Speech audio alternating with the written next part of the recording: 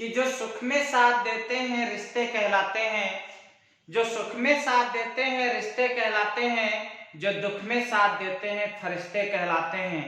इसी के साथ सभी बच्चों एवं गुरुजनों को एक बार फिर से LTS vision academy with TSP English classes YouTube channel पर स्वागत है। आज हम आप सभी लोगों के लिए लेकर आए हैं चैप्टर इलेक्ट्रिसिटी, जिसको आप विद्युत कहते हैं।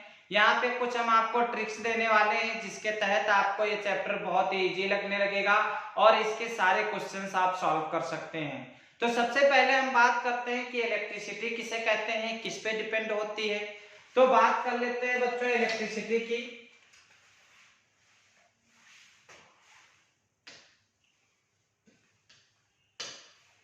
यहाँ पे तो सबसे पहले बात होती है विद्युत की। विद्युत तो आप सभी बच्चे जानते हो जो विद्युत है ये किस पे डिपेंड करती है, ये डिपेंड करती है आपकी विद्युत धारा पर। ध्यान से समझते रहना। विद्युत धारा, विद्युत धारा किस पे डिपेंड करती है, ये डिपेंड करती है आवेश पे। और जो आपके पास आवेश है ये किस पे डिपेंड करता है, इलेक्ट्रॉनों की संख्या पे, इलेक्ट्रॉनों की संख्या पर। यहां पे बात हो रही विद्युत की। विद्युत को हम इंग्लिश में क्या कहते हैं, इलेक्ट्रिसिटी। इलेक्ट्रिसिटी, विद्युत धारा को इलेक्ट्रिक करंट, आवेश को चार्ज कहते हैं और इलेक्ट्रॉनों की संख्या को Ne से रिप्रेजेंट करते हैं। इलेक्ट्रिसिटी को हम किस सिंबल से रिप्रेजेंट करते हैं बच्चों, V से। करंट को किस पे रिप्रेजेंट करते हैं, I से। चार्ज को किससे रिप्रेजेंट करते हैं, Q से। और नंबर ऑफ इलेक्ट्रॉन्स को किससे रिप्रेजेंट करते हैं, Ne से। तो हमसे कुछ क्वेश्चन कर रहा है कि what is the formula of electricity, यानी विद्युत का फार्मूला क्या होता है।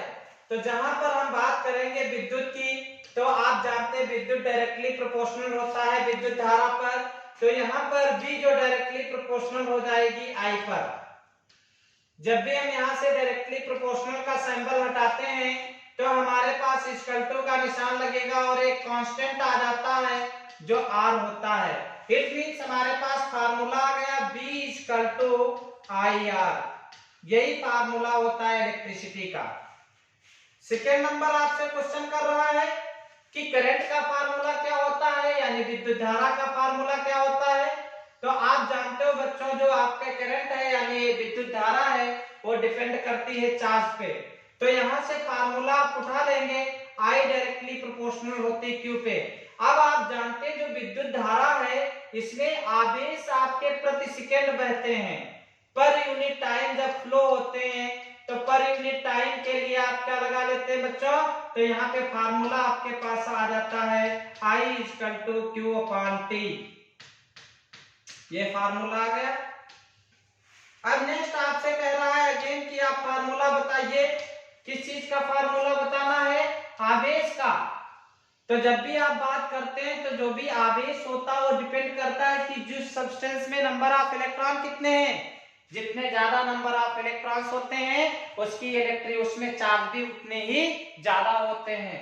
तो यहाँ पे आपने बताया कि जो आपके पास आवेश होता है डायरेक्टली प्रोपोर्शनल किस पे होता है, नंबर ऑफ इलेक्ट्रॉन्स के होता है। तो आपने यहाँ पे फार्मूला अगला बता दिया Q इक्वल टू Ne। तीनों फार्मूले आ गए। अब आप जानते हैं Q की वैल्यू I के साथ रख सकते हैं, तो I इक्वल टू आपके पास होता है Ne अपॉन T। यहाँ पे तीन फार्मूले हमारे पास आ गए बच्चों, जिनको हमें पढ़ने के लिए बहुत सारी चीजों को ध्यान में रखना होता था। यहाँ पर एक लाइन में आपको तीनों चीज के फार्मूला आ गए। किसके, सबसे पहले इलेक्ट्रिसिटी का फार्मूला जो आपके पास होता है V equal to IR। Second number विद्युत धारा का formula I equal to Q upon T, या सेकेंड नंबर पे I equal to Ne upon T होता है।